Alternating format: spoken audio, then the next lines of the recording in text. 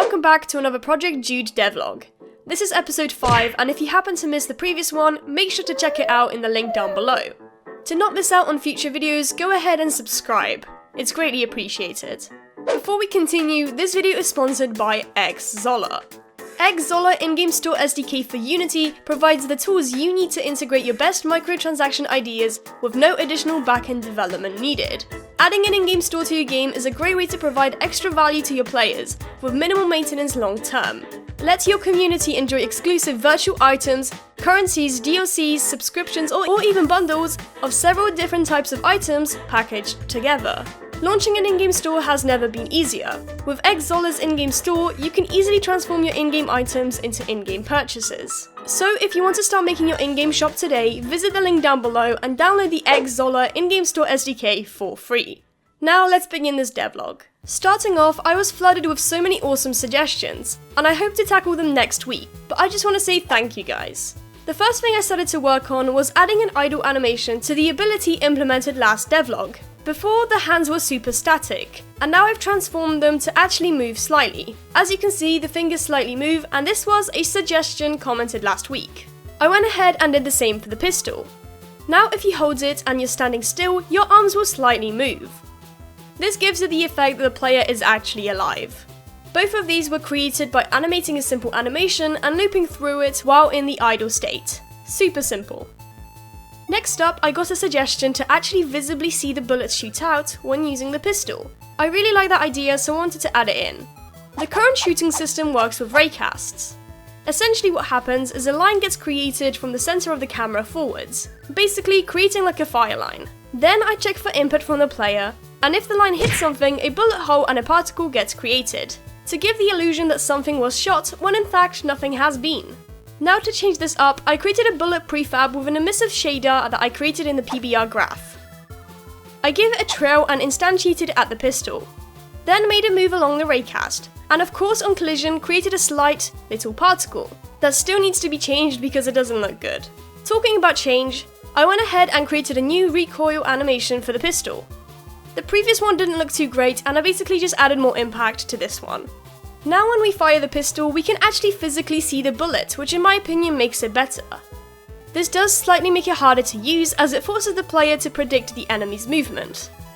But don't worry, it's not very hard because the bullet travels fast. I also wanted to add a bullet that flies out from the pistol to make the effect that the player actually shot out a bullet.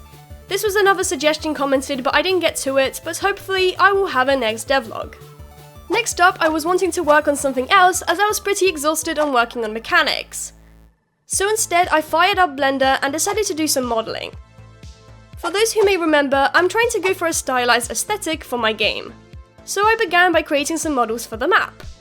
I remember using this pack once, which separates its models into different wall pieces and flooring, which then allows you to dynamically build your levels in-game.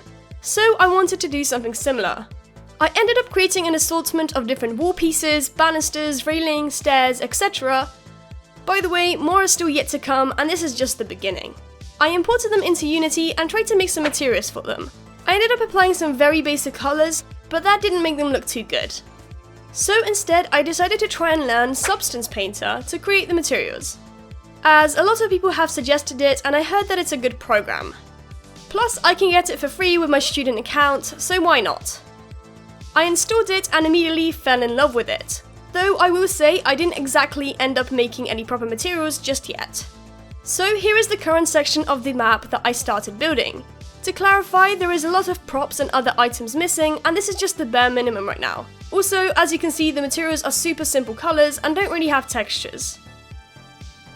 This is a little lab area that the player can wander around in. There are a few props, but plenty more to come. I also ended up creating a door that will open if the player walks up to it, and closes when the player leaves its parameter. This was created using some simple trigger colliders. So anyways, let's continue on to the next thing I worked on. Next up, I wanted to create some UI.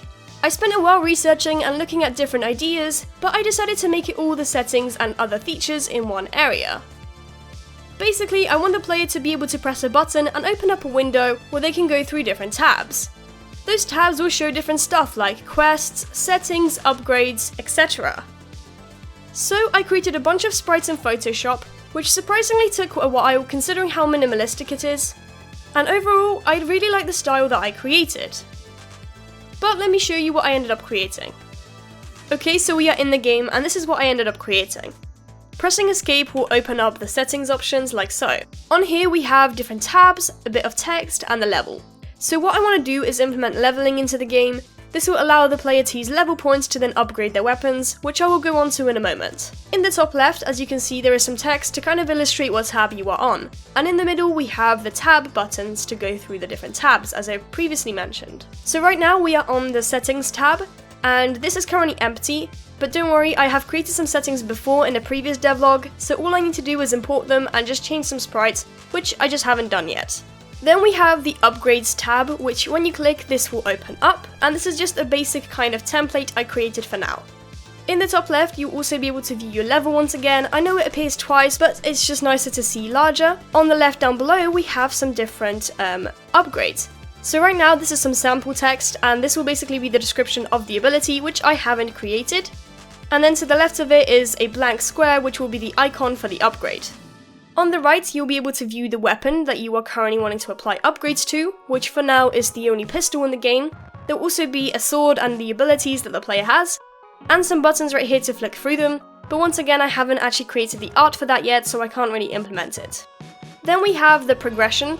So on the progression tab, you'll basically be able to see a map on the left, but once again, as I'm kind of repeating myself, there is no map in the game currently, so I'll be adding that amongst the other videos and amongst the other stuff I need to add.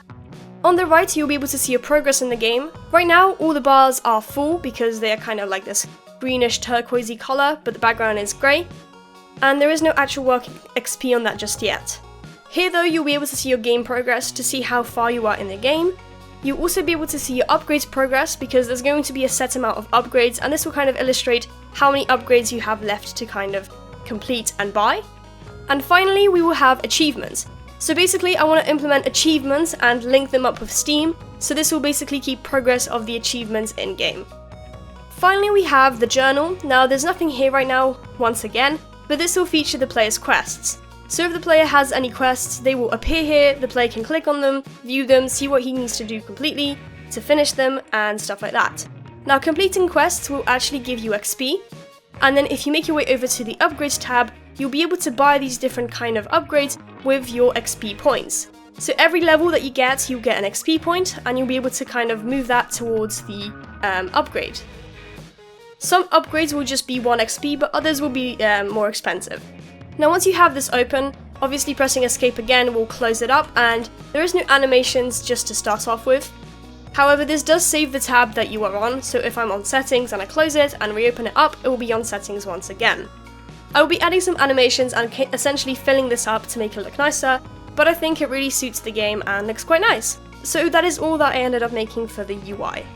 As I work on the next 3 weeks, I will try to get a demo out ASAP, but I really need to squash some bugs before doing so. But for now, thank you guys for watching. If you did enjoy the video, make sure to subscribe and like the video, it really supports the channel. And if you want to start making your in-game shop today, visit the link down below, and download the Xsolla in-game store SDK for free. Thank you to my Patreons, Smokin' Vita, TARDIS IT Guy, and Atomic Punk. You guys are amazing, and I'll see you guys later. Bye!